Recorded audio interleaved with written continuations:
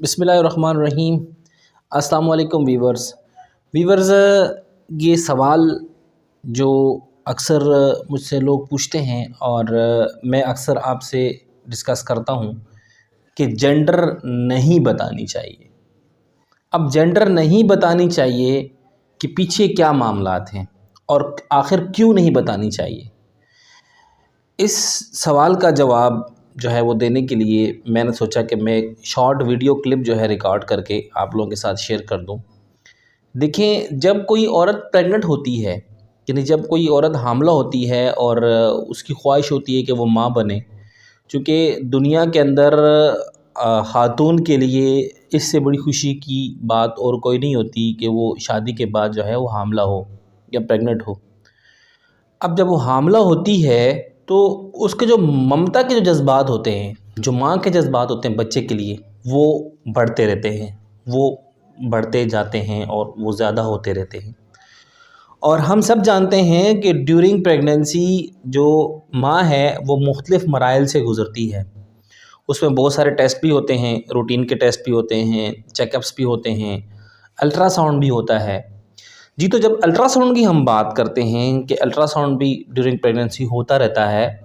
तो अल्ट्रासाउंड की मदद से हमें बच्चे के सारे हालात और वाक़यात जो है और सारे मामलात जो हैं मालूम होते हैं।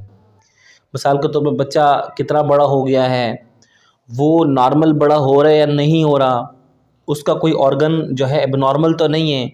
उसके सारे ऑर्गन ठीक हैं, उसका वेट जो है उस एज के एतबार से, यानी कि जो माँ के पेट में जो बच्चा है उसके जो वीक्स हैं उनके मुताबिक, उन वीक्स के मुताबिक बच्चे का वेट है या नहीं, बच्चे की ठीक नशोनुमा हो रही है या नहीं हो रही। तो ये सारी चीज़ें जो हैं वो हमें अल्ट्रासाउंड की मदद से मालूम होती हैं। अब यहाँ पर अगर कोई शख्स अल्ट्रासाउंड की मदद से जिन्स जानने की कोशिश करता है या कोई जिन्स पूछता है या कोई जिन्स बताता है, तो मेरे मुताबिक और मेरे बहुत सारे जो सीनियर्स हैं, बहुत सारे जो कोलीग्स हैं, उनके मुताबिक जेंडर बताना जो है वो इंतहाई नामुनासिब अमल है। अब ये नामुनासिब अमल क्यों है, इसको समझने के लिए हमें हमारे माशरे को देखना पड़ेगा। हम देखते हैं कि हमारे माशरे के अंदर लड़के की पैदाइश पर ज़ोर दिया जाता है और हर कोई ये सोचता है कि उसके यहाँ जो है वो लड़का पैदा हो। लड़की की पैदाइश पर हमारे माशरे में लोग खुश नहीं होते और तरजीह जो है वो लड़कों की पैदाइश को ही दी जाती है। अब जब पैदाइश से पहले ही, हमल के दौरान ही किसी को ये पता चल जाए कि उसकी कोख में, या किसी हस्बैंड को या किसी फैमिली के मेंबर्स को ये पता चल जाए वो लड़का नहीं बल्कि लड़की होगी, तो इसके नतीजे में हमारे यहाँ बहुत सारे जो केसेस हैं वो अबॉर्शन के होते हैं। बहुत सारे लोग अपने बच्चों को ज़ाया करवा देते हैं, यानी कि कत्ल करवा देते हैं, और उसका ज़िम्मेदार हम ठहराते हैं जिन्होंने उनको जेंडर बताई होती है या जिन्होंने जेंडर पूछी होती है। चूँकि पैदाइश के बाद देखें, जितना भी शोर शराबा हो, जितना भी जो है ना झगड़ा हो, उसमें ये है कि कोई बहुत ज़ालिम इंसान कोई होगा तो वो अपनी पैदा होने वाली बच्ची को कत्ल करेगा या मारेगा।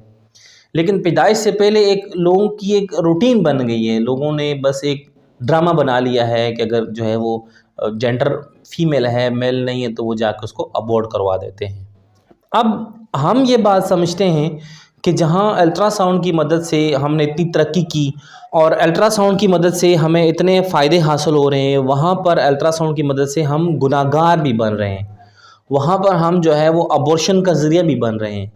तो जो लोग अल्ट्रासाउंड की मदद से जेंडर पूछते हैं या बताते हैं, या अबॉर्शन जो इस वजह से हो कि वो जेंडर जो है मेल नहीं है फ़ीमेल है, या फीमेल नहीं है मेल है, चूँकि बहुत सारे लोगों का यहाँ लड़के ज़्यादा होते हैं तो फिर उनको प्रेशर होता है, जी आपने लड़की पैदा करनी है, ऐसा भी होता है। मतलब अब कमेंट करके बहुत सारे लोग कह रहे होते हैं, जी नहीं हमारे यहाँ नहीं, हम तो चाहते हैं कि लड़की हो। भाई क्यों चाहते हैं आप लड़की हो या क्यों चाहते हैं आप लड़का हो? आपके चाहने से तो नहीं होगा ना। जो अल्लाह ताला ने जो निज़ाम एक मुकर्रर कर दिया है उसके मुताबिक आपका होने वाला बच्चा लड़का या लड़की होंगे। अब एक लम्हे के लिए हम अगर सोचते हैं कि लोग अगर अबॉर्शन नहीं भी करवाते, बिलफ़र्ज़ बहुत सारे लोग हैं जो अबॉर्शन नहीं करवाते, ठीक है, तो भी वो डिप्रेशन का शिकार ज़रूर हो जाते हैं। और वो जो माएँ ड्यूरिंग प्रेगनेंसी अगर डिप्रेशन का शिकार होती हैं तो उनको बहुत सारी कॉम्प्लिकेशंस हो सकती हैं, बहुत सारे उनको मसाइल ऐसे हैं जो उनके लिए, जो माँ के लिए और माँ के बच्चे के लिए नुकसानदेह होते हैं। तो ड्यूरिंग प्रेगनेंसी चूँकि जो माँ है और जो उसका होने वाला बच्चा है, उनके दरमियान एक जज्बाती भी राब्ता होता है। माँ के जज्बात भी बच्चे के लिए होते हैं और माँ की ममता भी उस बच्चे के लिए होती है। लेकिन उस माँ को अगर ये पता चल जाए कि उसकी कोख में जो बच्चा बड़ा हो रहा है वो मेल या फीमेल है, और उसकी ये चाहत हो या दुनियावी ये चाहत हो या उसके ख़ानदान की ये चाहत हो कि पैदा होने वाले बच्चे को लड़का या लड़की होना चाहिए, उसके ऑपोजिट अगर जेंडर होती है तो वो खातून उस वक्त डिप्रेशन का शिकार होकर उसका जो रिश्ता है बच्चे के साथ वो कमज़ोर होने लग जाता है और वो कमज़ोर पड़ जाता है।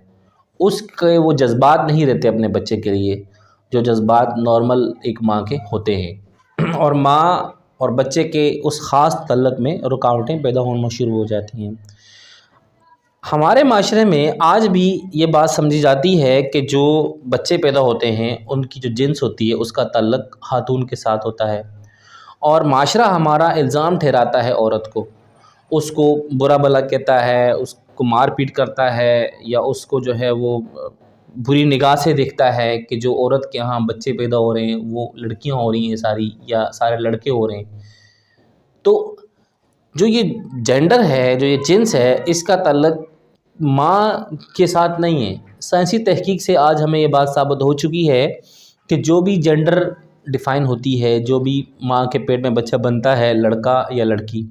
उसका ताल्लुक़ माँ के साथ नहीं बल्कि बाप के साथ होता है। बाप से आने वाला जो खलिया, जो माँ के खलिए के साथ मिलता है,